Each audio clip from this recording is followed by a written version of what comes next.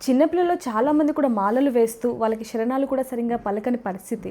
అంటే వాళ్ళైతే ఓకే. కానీ పెద్దవాళ్ళు కూడా చాలా మటుకు శరణాలు తప్పుగా పలకటం, నియమాలు పాటించకపోవటం, వీటి వల్ల ఇంకా పాపాలని మూట కట్టుకునే పరిస్థితి ఏర్పడుతుంది అనొచ్చా?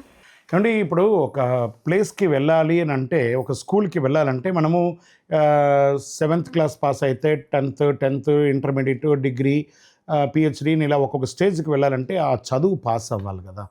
ఒక చోటికి వెళ్ళాలంటే ఆ మార్గాలేంటి, నియమాలేంటి, ఏం తెలుసుకోవాలనేది ఒక స్టాండర్డ్ ఎస్ఓపి ఉంటుందండి.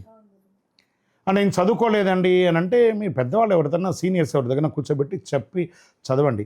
చిన్న పిల్లలకి రాదని చెప్పకండి. చిన్నపిల్లలు ఒక్కసారి ఏకసంధాగ్రహాలు కాబట్టి వాళ్ళందరూ స్కూల్ పాఠం ఎలా నేర్చుకుంటారో వాళ్ళు గట్టిగానే నేర్చుకుంటారండి. అలా లేదు. పెద్దవాళ్ళు ఇప్పుడు చాలామంది చదువు నేర్చుకున్న వాళ్ళు కూడా ఇప్పటికీ 20 సార్లు 30 సార్లు పోయిన వాళ్ళకి కూడా కొంతమందికి అష్టోత్తరాలు శరణఘోషలు ఇంకా నోటికి సరిగా రావు. చాలా వరకు రావు వాళ్ళకి. వాళ్ళు నేర్చుకుంటున్నారా నేర్చుకోవట్లేదా అని ఎవరికి తెలియట్లేదు. ఆర్గ్యుమెంట్స్ కూడా చేస్తూ ఉంటారు అంతా కూడాను. కాబట్టి నేర్చుకోవాలి, నేర్చుకోక తప్పదు. శరణమయ్యప్ప. దీనివల్ల దోషం వస్తుందా అంటే భగవంతుడు శ్లోకాలు తప్పు చెప్తే ఏం తిట్టడానికి ఆయన ఏమైనా మనుషుల్లాగా రాగద్వేషాలు ఉన్నవాడు. ఆయన యూనివర్సల్ చూస్తూ ఉంటాడు. ఎప్పుడైనా ఒకరోజు నేర్చుకుంటాడులేని వదిలేస్తాడు. అందుకని కావాలని తప్పు చేయకండి.